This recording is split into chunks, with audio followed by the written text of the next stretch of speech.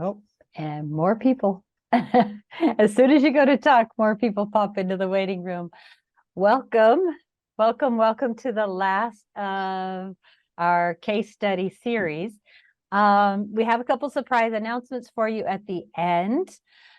So Matt will be covering those at the end related to the case studies. And as he had mentioned to you last week, the case study giveaway. So stay tuned for those. And also, I'm hoping that, and we haven't talked about this fully yet, but to me, case studies are one of the best examples of how you can think differently as practitioners, and the idea of how you can try something different with a client and everybody can come to a better conclusion, or everybody can get better. So using applied neurology, like Matt or Brandon or Andrew or myself, we might all work with a client and we might each give that person a different drill and we might all help them get better. And so all roads don't have to lead to there's only one answer for how to get things done. And case studies, I think, are an opportunity for us to actually demonstrate that. So when we go over today's case study, this is what I think you're going to find really interesting. But when we go over today's case study, I want you to be asking yourself, what would you have done if this had been you and this was happening with your client at the time?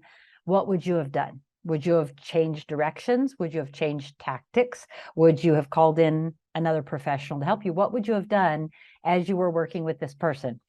So that's, like I said, case studies, I think, give us the freedom to see that there's more than one way to get to help someone. And for today specifically, I want you to think about what would you have done in this case if you were the one in charge of this person's care. So Matt, take it away. All right, let me turn on our slides and we will get started. Today's is called Life in Action. This is about working with clients of different ages and different abilities.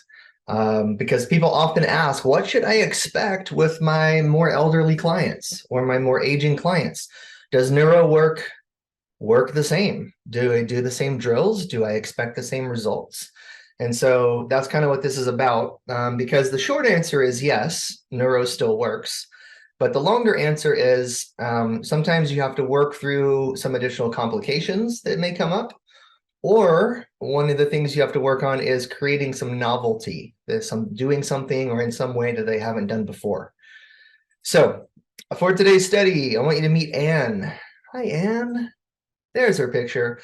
Anne is an author, licensed counselor, and hiking enthusiast. She was referred to me in April of 2022, so almost a year and a half at this point. Basically referred in for right knee pain. She had been in a major fall 2 years prior where she fell face first. And she sent me pictures that I chose not to put on the slides because they're just kind of gory. She had lots of cutting and bruising across the front of her face. It did result in a concussion, which then made her take lots of time off of hiking before she would feel stable on her feet and not have, bouts of dizziness and vertigo and kind of visual depth perception issues. Okay. Now that she was coming to us in April of 22, she presented with pain when walking, her knee would stiffen up after sitting, frequent limping because she couldn't get the knee joint to move, difficulty going down the stairs, and she could no longer do her usual hikes and walks. And you kind of get the image, looking at the picture, like she's kind of an outdoor person. She doesn't like being trapped inside. So first sessions, we really focused on trying to get her knee back to a point where she could hike and she could move. But we found that she had both vision and vestibular issues that were underlying some of what was going on and contributing to the knee pain. Now, whether those actually started with the fall 2 years prior and the concussion, or they had been long-term issues, not entirely sure. But this is where I said just at the beginning, sometimes you have to find a novel way to do things. And I just wanted to make a note here. In research on vision training, they compared the rate of change, like the rate of neuroplasticity between 80-year-olds and 20-year-olds in this study. And they found that their neuroplastic change happened at the same rate as long as they were given novel stimulus. So it doesn't matter. I mean, you can tell in our pictures, I'm working with someone over the age of 45, but it doesn't matter if they're 50s, in their 60s, in their 70s, or in their 80s, or in their 90s. Their brain is still going to change, and these systems will still adapt if you can create good inputs, okay? So she had some visual vestibular stuff. The highest priority was visual suppression in her right eye. That means that even though both eyes are open, her brain is not processing at all the image from the right eye. It's like her eye is covered. So she's looking at the world with one eye. So imagine what happens to your depth perception and your peripheral vision and your ability to balance when you can really only see the world through one eye. So to bring that right eye back online, we worked really hard on what is called the Brock string, pencil push-ups, and then working through some bilateral eye movements like eye circles, near far, smooth pursuits, stuff like that, okay? In our vestibular system, the highest payoff was something that we call a balance challenge, where you're standing on one foot and turning your head quickly in all different directions in order to really challenge your stabilization and your vestibulospinal pathways. So you can get that reflexive stabilization working again by doing that.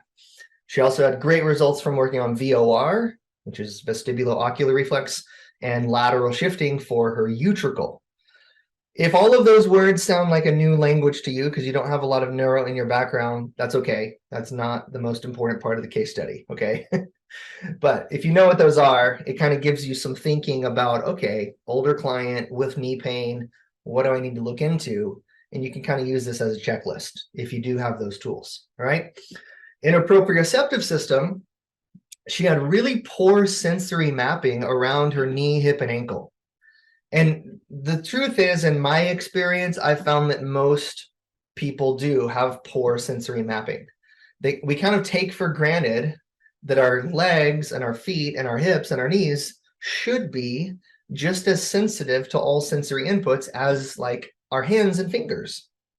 But we don't use them the same way, right? We spend all day, every day manipulating objects with our hands so we can feel all kinds of sensation. We don't do a lot of sensory input at our knees or lower legs. And so the sensory awareness of those can sometimes decondition. And now we get into a situation where if the brain doesn't know where those body parts are or what's happening with them, it's not going to feel safe. And threat will begin to build, and pain is often the result. Okay? So worked on sensory work, and then we also worked on mobility drills, mapping the movement of the joints, both in neutral positions and in lunging positions. Because in hiking, you're doing a lot of longer steps or step ups or step downs. You're not just walking on a flat surface, all right? Finally, in July, I believe, we got her back to hiking. Maybe a little earlier, maybe end of June. But we got her back to hiking, and she set a goal. She wanted to do a 5-mile sunrise hike on her birthday in August. This is one of the preparatory hikes that she did. In the image in July, she did 3.7 miles.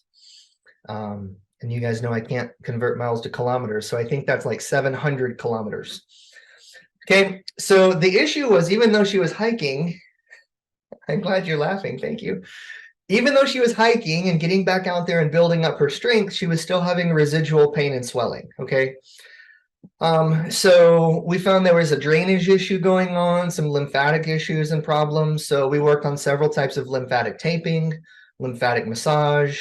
She continued to do her sensory and motor retraining, and she was getting stronger, but the pain and the swelling were still there. It wasn't solving the problem completely. So she opted to schedule a knee replacement surgery for September of 2022. Okay. Now, at that point, you've been working with this person. Let's put you in the shoes here. You've been working with this person for 4 months. Let's say it's April to August. And they say, you know, I've decided I'm gonna go ahead and do the knee replacement next month. So I want you to go back to Kathy's question. What would you do? Would you change your tactics? Would you let them go as a client and just let them leave and go, oh, I'm sorry, we couldn't help you. Good luck with the surgery. See you later. Would you work them through prehab before the surgery? You know, so like what would happen? Okay, so she opted for the surgery.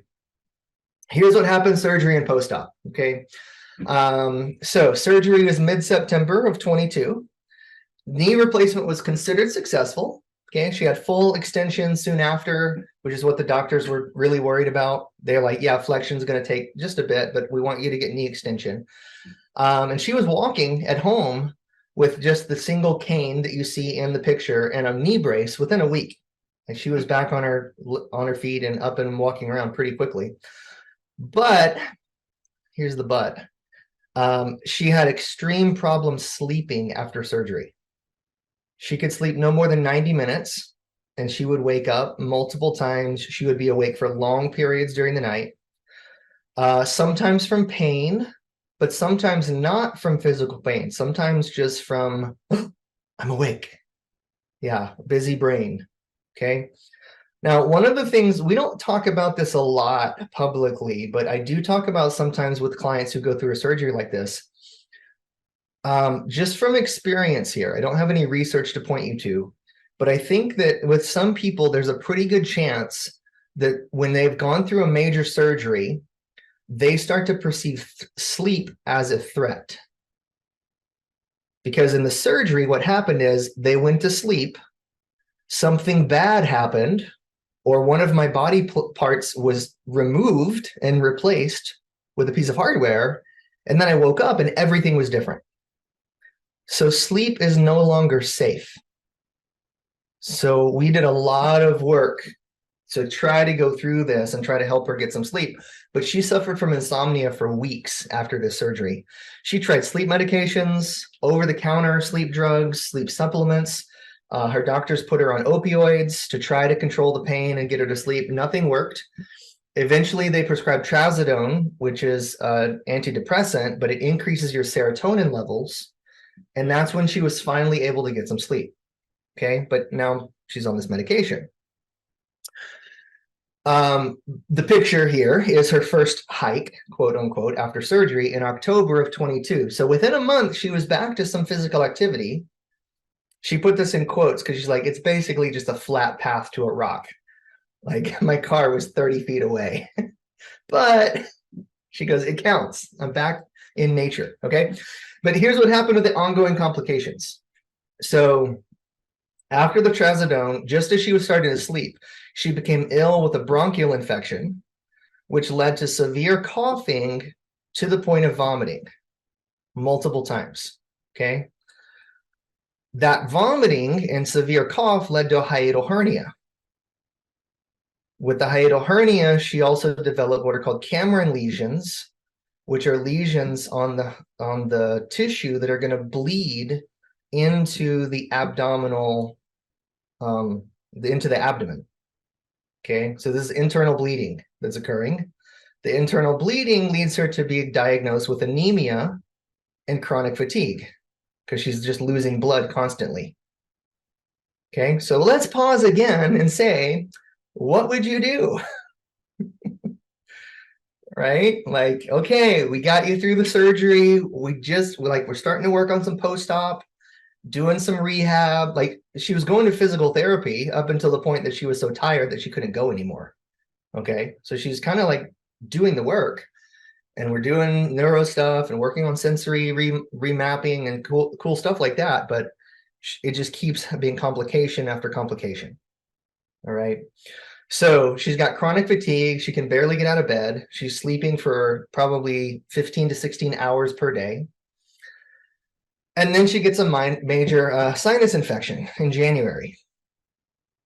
They take this, she can't get rid of the sinus infection even after a couple of different rounds of antibiotics.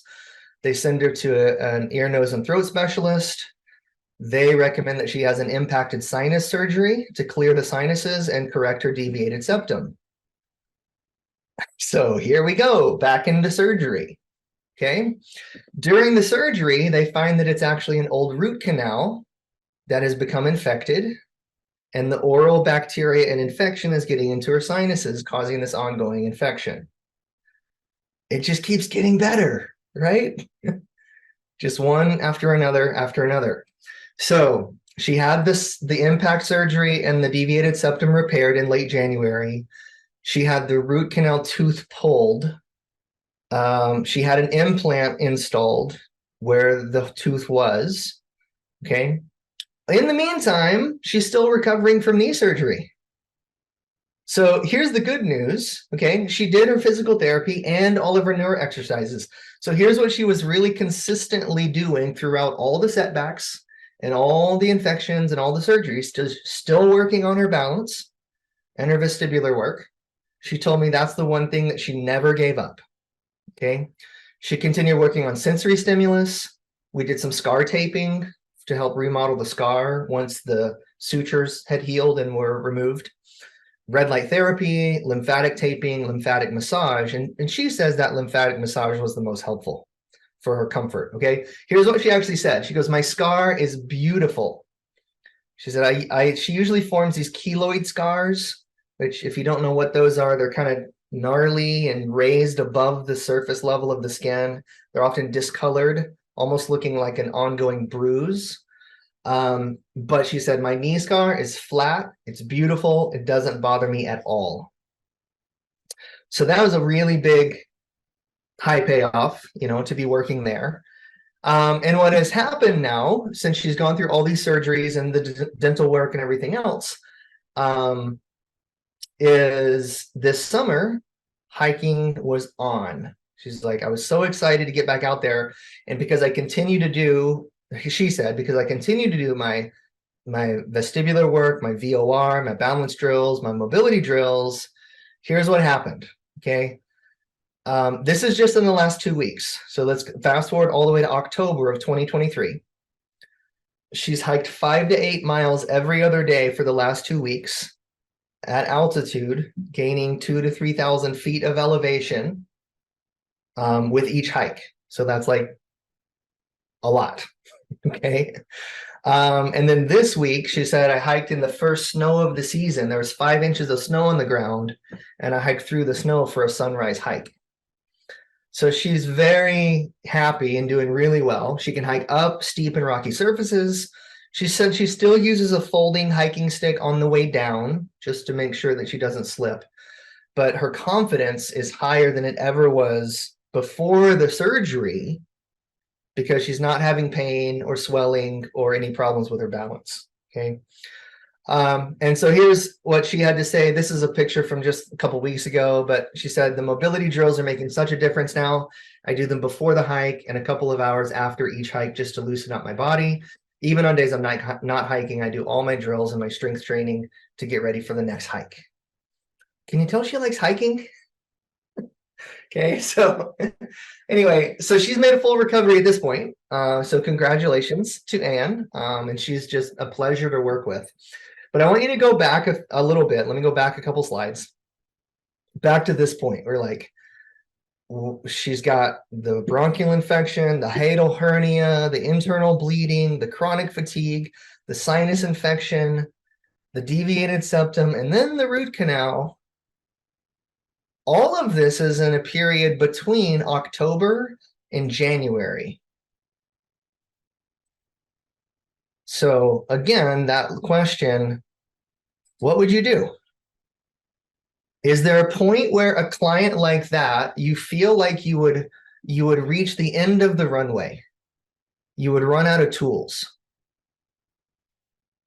Would you run out of movement exercises to do? Or breathing exercises or mindset coaching for those of you who do and live in the mindset world? Would you reach the end of your rope and go, I just don't know what else to do. I don't know how I can help you. Okay, because what I want you to take away from the case study is that the most important part of everything we did wasn't exactly the tools that we used. It was just the consistency of staying in the race to continue using any neurological tools that she could to help lower her threat level, sometimes just to get through the day. Like, I just got to get through the day, or I just got to get through the week. We could use the neuro tools to bring down her threat so that she was able to take care of what she needed to with her doctor's office visits and her appointments and her surgeries, and then be able to bounce back. rather than being left at the end of that period completely deconditioned and in worse shape than before she had the knee surgery to start with. I think that's the big takeaway. But I want to know about you guys. What do you think is the big takeaway here? Kathy, let me turn this back over to you.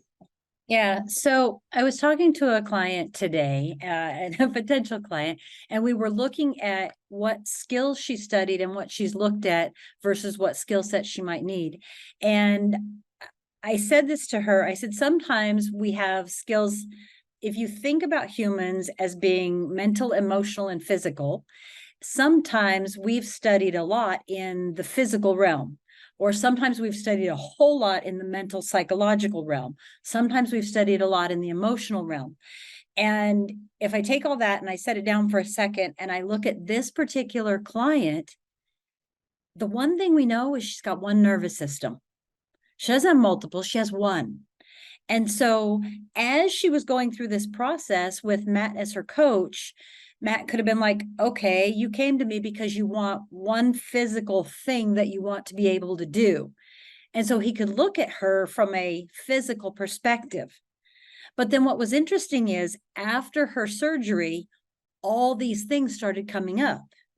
And he had one of two options. Well, he had one of several, but he had one of a couple options. He could go, nope, I don't know what to tell you about that hernia, or nope, it seems like you have an infection. I don't know why you have an infection now. Karen asked a very important question in the chat. Was the surgery really necessary? Or Karen and Thomas asked a question. Was the surgery really necessary? We don't know, right? Because when you have one nervous system and you recognize that which came first, the chicken or the egg, did the infections cause the pain? Did the pain cause the infections? Did the surgery cause an infection? Or did you solve one problem that let other things come to light? The thing that we want you to know is that when you have one nervous system that you're working with, your optimal goal is to go, okay, if people are mental, emotional, and physical beings, where do I need to enter the conversation that their body is having all on its own? Where do I need to enter the conversation to help them lower the overall threat? Do I need to give them a physical exercise that begins way down at the ground? Do I need to look at, in this case, she also had a dental issue that was creating other problems in her body. So she had a root canal problem that was creating infections. Could those infections, could that root canal have caused the pain in her knee that led to the damage in her walking, that led to the possible surgery? Of course. When you understand that people have one nervous system, and it is your job as a practitioner to help guide them through, is it a mental drill? Is it an emotional drill? Is it a physical drill? And we would encourage you to actually get education in the psychological side, in the emotional side, in the trauma side, in the application of the physical education. We would encourage you to get education in each one of those, because Matt knew that even when she went and had the dental surgery done, or when she had the sinus surgery done, that he knew how to continue to work with her. He knew how to continue to give her drills to lower her overall body threat and work with the professionals that were coming into her life. So all of that is just to say, if someone has one nervous system, can you help them with all the specialists that they might need to bring in to solve certain problems along the way, to actually lower their threat and continue to help them get healthier and healthier? You are, in some cases, you are the generalist in your clients' lives that help get them through the humps of knowing, do they need another surgery, or do they need to address a bigger problem? Do they need another skill or a surgery, or do they need to address a movement illiteracy problem that they have? Right? So where do you help them gain knowledge in their body, mental, emotional, or physical, that lowers the threat for them? Matt? Yeah, Kathy just said something important a moment ago about just kind of being the constant, like being the generalist, being the constant in their life. And that answers Louise's question that's in the chat. Did I ever feel any doubt about the approach? No, not at any point. Because I know that no matter what's going on, I can help my client lower the threat that they're dealing with so they can handle everything else. That's A. And did I ever feel overwhelmed by her medical issues? No. I mean, I was a little surprised. I was like, oh, wow, they found what? Huh? What's going on? But it didn't throw me for a loop or make me lose my confidence. I just went, oh, okay, here we go. We dealt with one, we can deal with the next, we can deal with the next, we can deal with the next. In multiple points there are drills and exercises that go with several of the things that she had going on, right? There are ways that neuro can help to support or fight infectious activity and immune function. There's ways that neuro drills and exercises can help with breathing and sinus congestion, and we can help to clear that. There's ways that we can help with even the root canal stuff. Like, I'm not going to operate on the root canal, right? Not even if she wants me to. But there's other things we can do to support that.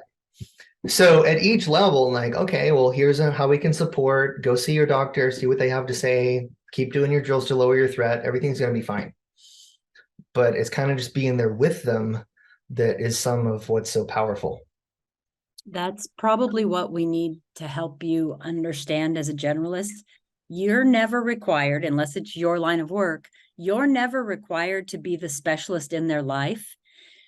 If, for example, let's just play devil's advocate for a second. If, for example, her root canal had caused her to have infections that caused her to have some kind of a head carriage that made her gait funky, that she walked funky for a really long time, and that caused her knee to become a problem, at a certain point, she may have needed the knee surgery because water through over rocks is going to change the shape of those rocks over time.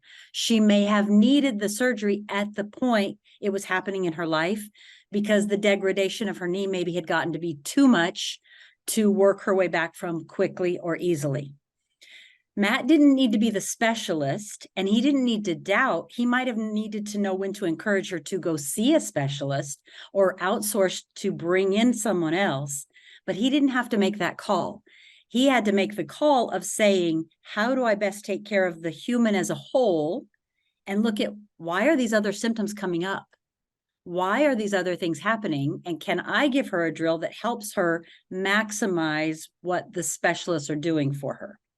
So eventually doubt becomes a word that you get to take out of your vocabulary, because as he said, you're coming alongside that client to work with them as an options facilitator. Yeah. That's kind of the key thing you need to know. All right. Cool. So great questions. Thank you for being here. We have two big announcements, actually three big announcements. The first one is that this is the last of the official case studies of the group of 6 that we were going to do, but these have been so valuable and we've gotten so much feedback. We're going to continue case studies in the near future. So this series is coming to an end right now. I'm going to talk a little bit about more about that in a second, but we are going to have us and also some of our mentorship participants be presenting case studies publicly that you all can take part in and join us for, even if you're not one of our ongoing clients. You're just here to hang out, see the case studies. So we have several mentorship people who are like, yep, I'm in, I'll do it. And they've already prepped those and we've been working with them to get them ready to go. So those more case studies are coming soon. Just keep an eye on your emails or on social media. You'll hear about that. Announcement number 2, which I'm super excited about. I hope you've seen the notes by now that tomorrow, immediately tomorrow, same time, 12:30 Pacific, we're having a big case study giveaway party. We've never done this before. It might sound totally cheesy. I don't know, but I think it's going to be fun. Okay. So it's going to be on Zoom. We're going to send you out the Zoom link, just like we have by email. In fact, it's going to be the same Zoom link that you're on right now. Okay. Tomorrow, 12:30 Pacific, we're going to ask you to turn on your microphone and tell us about some of your big takeaways from the whole series. We're going to share some of our thoughts, and then we're going to give away some cool stuff. So we're going to give away some of our training programs. We're going to give away Amazon gift cards. We're even going to give away physical neuro, next level neuro gear, like coffee mugs and pens and cool stuff that we will ship you. I don't care where you live in the world. I'll pay for shipping. we'll get it to you somehow. Okay. So you want to be there. It's going to be really fun. And in order to be entered for the giveaway, you have to have put something in the private Facebook group. So the gray box right in the middle that says click here to enter.